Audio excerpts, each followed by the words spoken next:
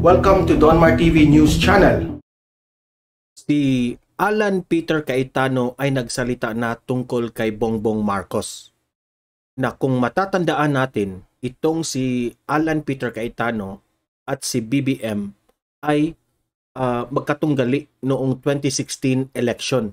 Nagdebate sila at itong si Alan Peter Cayetano tinitira at binabanatan itong si BBM. So ngayon, sabi ni Alan Peter Cayetano na ito raw si BBM ngayon ay karapat-dapat na bigyan ng chance na mamuno sa Pilipinas. So mag-comment react kayo dito guys kung ano ang masasabi nyo sa mga statement ni Alan Peter Cayetano tungkol kay BBM. Okay? Pero bago ko i-play ang video, like and share this video para kakalat ito sa mga BBM supporters at sa friends and families natin at sa taong bayan na rin. Para updated kayo sa mga galawang pampolitiko. Okay? So like and share this one guys. Like and share. And then, subscribe na rin to my channel Donmar TV para you will be notified sa mga latest na mga videos. Okay? Okay? Subscribe na. Subscribe and hit the notification bell. Okay. So bago natin i-play yung statement ni Alan Peter Cayetano, pampa-good vibes muna tayo. Let's play this video, BBM video, okay? Nakikilabutan ako dito sa video na to guys kasi napifeel ko na talaga na itong si Bongbong Marcos ay tuloy-tuloy na ang kanyang trabaho at pag-uunlad sa Pilipinas. Panoorin natin.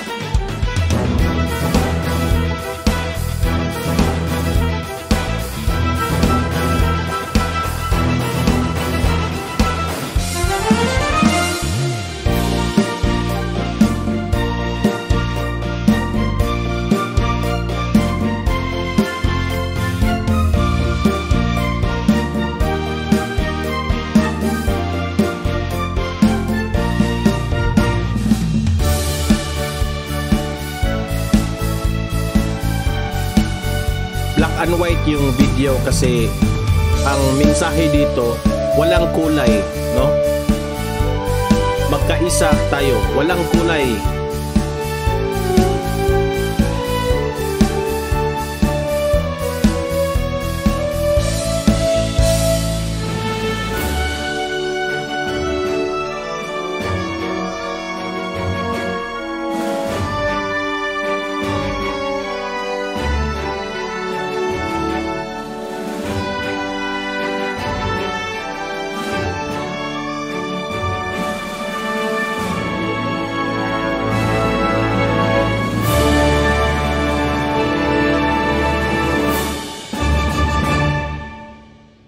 galing, no?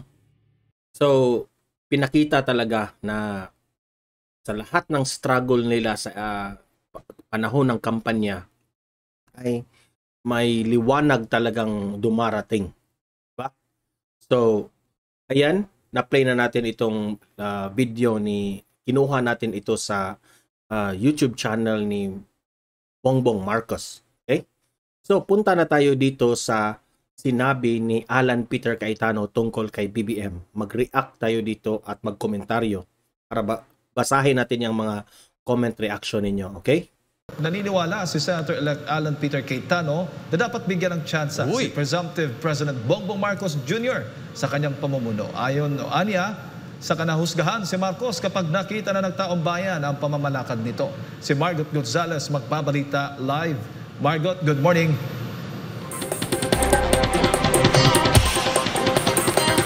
Yes, Jane, magandang umaga. Yan ngayon naging pahayag kahapon sa proklamasyon ni Senator-elect Alan Peter Cayetano. Habang yung iba pang papasok na senador ngayong 19th Congress ay naniniwala na ito na yung panahon para magkaisa ang lahat sa ilalim ng BBM Sara administration. Si Senator-elect Alan Peter Cayetano at si Presumptive President Bongbong Marcos Jr. parehong tumakbo noong 2016 elections sa pagka-vice-presidente pero parehong bigo na manalo noon. Ngayong 2022 elections, pareho itong panalo sa mga posisyon na kanilang tinakbuhan.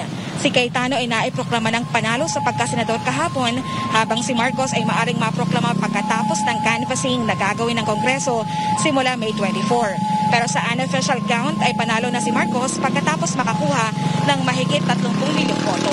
Sinabi naman ni Cayetano, dapat bigyan ng syansa si Marcos sa kanyang gagawing pamumuno sa kabila ng issue sa ill-gotten wealth ng pamilya Marcos.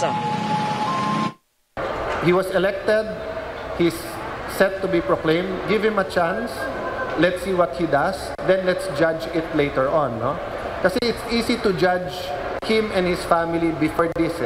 Malinaw yun Pero ngayon, sinabi na ng Pilipino, siya ang gusto kong presidente. So, i-judge natin based of yung actions niya.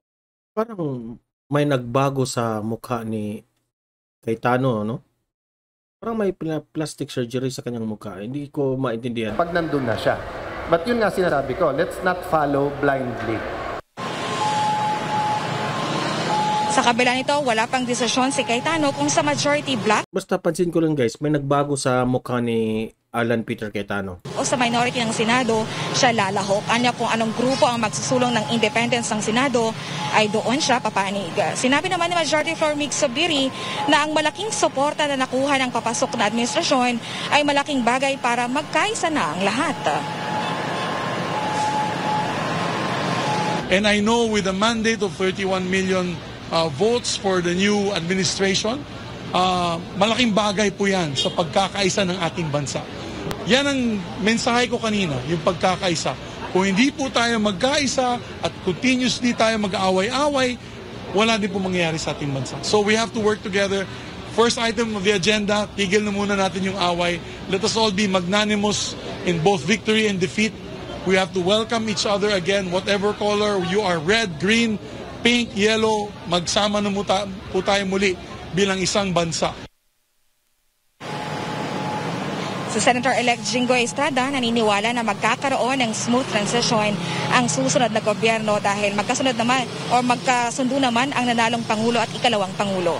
Naniniwala ito na magiging matagumpay ang papasok na administrasyon.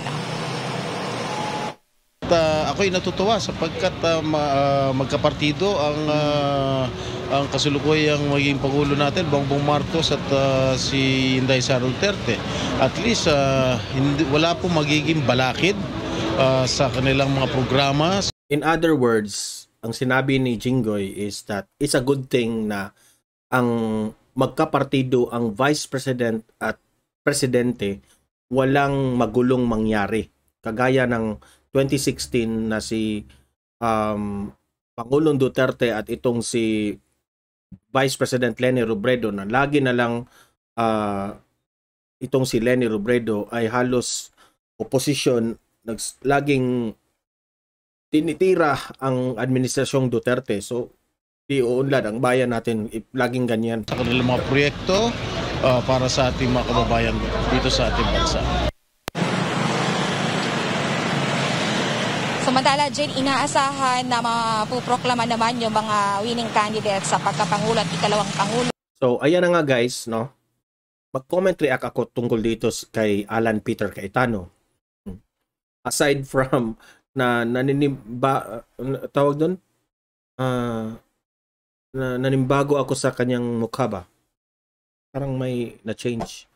Pero, itong si Alan Peter Cayetano, masasabi kong noon ay isang loyal na kakampi ni Pangulong Duterte. Ba? Tapos, nagtumakbo ito ng Vice President at ito namang si Bongbong Marcos tumakbo rin as Vice President na merong nangyari sa debate. No? Yung highlight ng debate noon is si Bongbong Marcos, tinitira talaga ni Alan Peter Cayetano. So, for me, right now, na nanalo itong senador si Alan Peter Cayetano at itong si Bongbong Marcos ay ang ating presidente, I hope, no? I hope lang na itong si Alan Peter Cayetano ay hindi niya titirahin itong si Bongbong Marcos. Okay?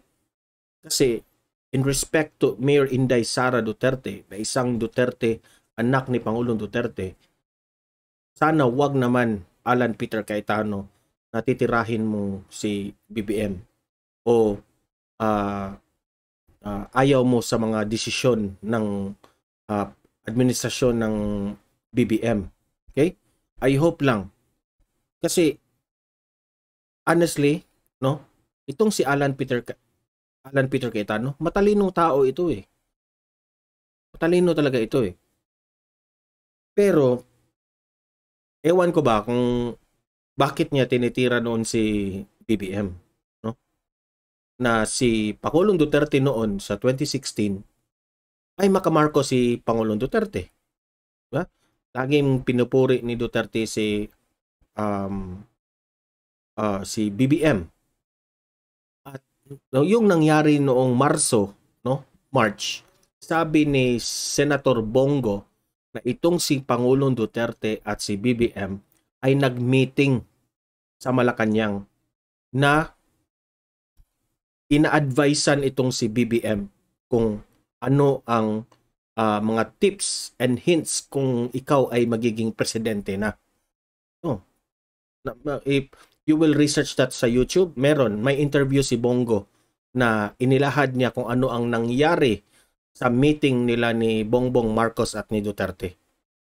At itong si Alan Peter Cayetano ay kakampi ito ng mga Duterte. Sana naman kakampihan itong si Bongbong Marcos. Okay? Mag-comment react kayo dito kay Alan Peter Cayetano kung ano ang masasabi nyo sa kanyang mga statement tungkol kay Bongbong Marcos. Can he be trusted?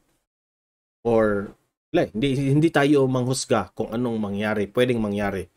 Diba? So let's see kung ano ang mga galawan ni Alan Peter Cayetano patungkol kay Bongbong Marcos. Okay? So hanggang dito na lang itong video na ito. Like and share this video. Like. Para kakalat ito sa mga BBM supporters, friends and families natin at sa taong bayan na rin. Okay? And subscribe to my channel, Donmar TV, and hit the notification bell para lagi kayong updated sa mga balita ko. Okay? So hanggang dito na lang itong video na to. Have a great day. See you in my next video. God bless everyone.